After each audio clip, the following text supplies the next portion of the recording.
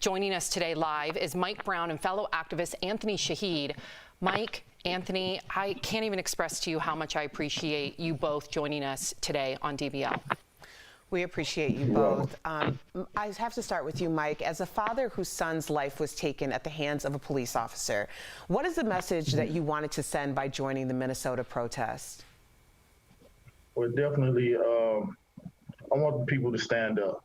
They're doing a good job to me on standing up. Everyone has their own beliefs, on their own way of putting things out there to get awareness, but definitely, you know, I want people to stand together as a unit, as a community, and do things right.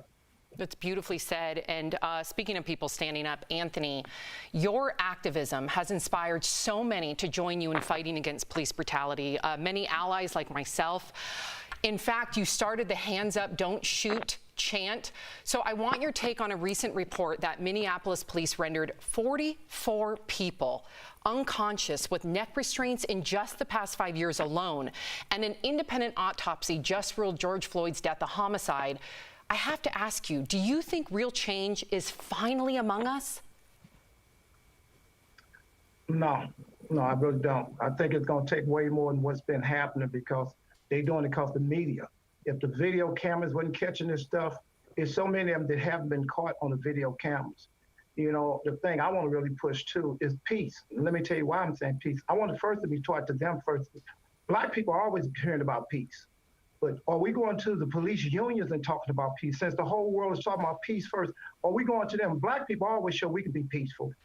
Let me hear y'all talk real strong to the police unions because I'm just telling you what black people are going through. We live in two different worlds. What black people are going through, what my grandfather said, he taught his, what my great-grandfather taught my grandfather taught my father taught me. I'm teaching my son the same thing about watch the police. Why we got to keep doing this right here?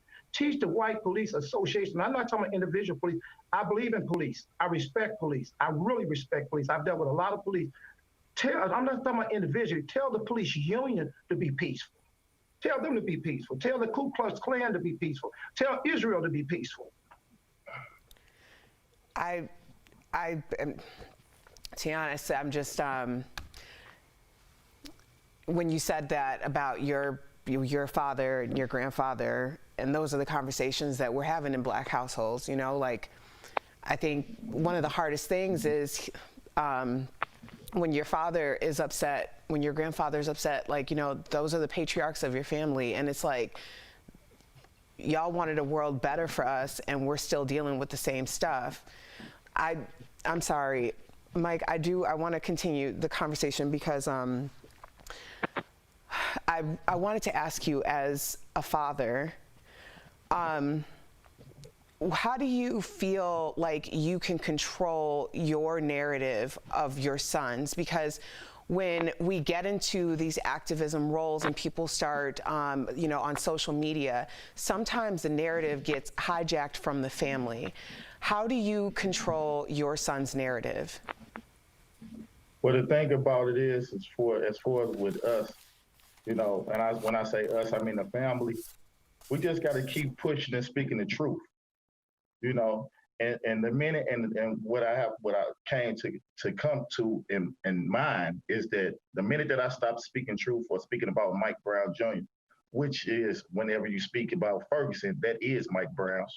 But when I stopped speaking about him, that gives a person any type of reason or way to have their own narrative.